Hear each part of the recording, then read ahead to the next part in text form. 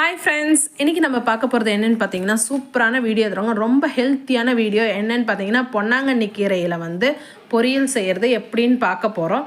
ரொம்பவே சூப்பரான வீடியோ. இந்த வீடியோவில் பார்த்தீங்கன்னா இந்த பொன்னாங்கண்ணி கீரையை நாங்கள் வயல்லேருந்து அத்தை எனக்கு கட் பண்ணி கொடுத்தாமிச்சாங்க. அந்த தான் நான் பொரியல் பண்ண போகிறேன்.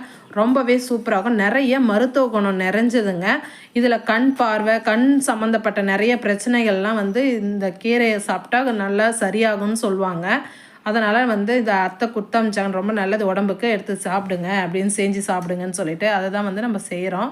ஃபஸ்ட்டு எண்ணெய் ஊற்றி கடுகு, ஜீரகம், காஞ்ச மிளகாலாம் போட்டு நல்லா பொரிஞ்சதும் சின்ன வெங்காயம், பூண்டு, மஞ்சத்தூள்லாம் போட்டு வதக்குறேன் பாருங்கள். வதக்கிட்டு அப்படியே லைட்டாக உப்பு போட்டு வதக்கலாம். வதங்கினதும் தக்காளி போட்டிருக்காங்க. தக்காளியும் நல்லா வதங்கினதும் பார்த்திங்கன்னா பச்சை பயிரை கொஞ்சமாக ஒரு கைப்பிடி அளவு ஊற வச்சுருந்தேன்.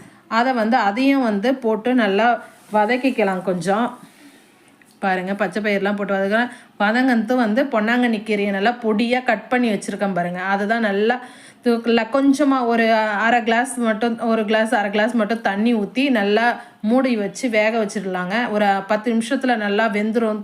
நல்லா திருப்பி விட்டு பார்த்தீங்கன்னா பாருங்கள், நல்லா பொன்னாங்கண்ணி கீரைலாம் நல்லா வெந்துருச்சு. உடனே நம்ம இப்போ ரைஸ் கூட போட்டு அப்படியே சாப்பிட்லாங்க. ரொம்பவே சூப்பராக இருக்கும், ரொம்ப டேஸ்ட்டாக இருக்கும். நீங்களும் இதே மாதிரி செஞ்சு பாருங்கள். உங்களுக்கு இந்த வீடியோ பிடிச்சிருந்ததுன்னா மறக்காமல் லைக் பண்ணுங்கள், ஷேர் பண்ணுங்கள், நம்ம சேனலை சப்ஸ்கிரைப் பண்ணிவிடுங்க. எவ்வளோ சூப்பராக இருக்குது பாருங்கள் ஃப்ரெண்ட்ஸ். ரொம்ப சூப்பராக இருக்குது, ரொம்ப ஹெல்த்தியானது. அப்படியே சுட சாப்பிடும்போது அவ்வளோ டேஸ்ட்டாக இருந்தது.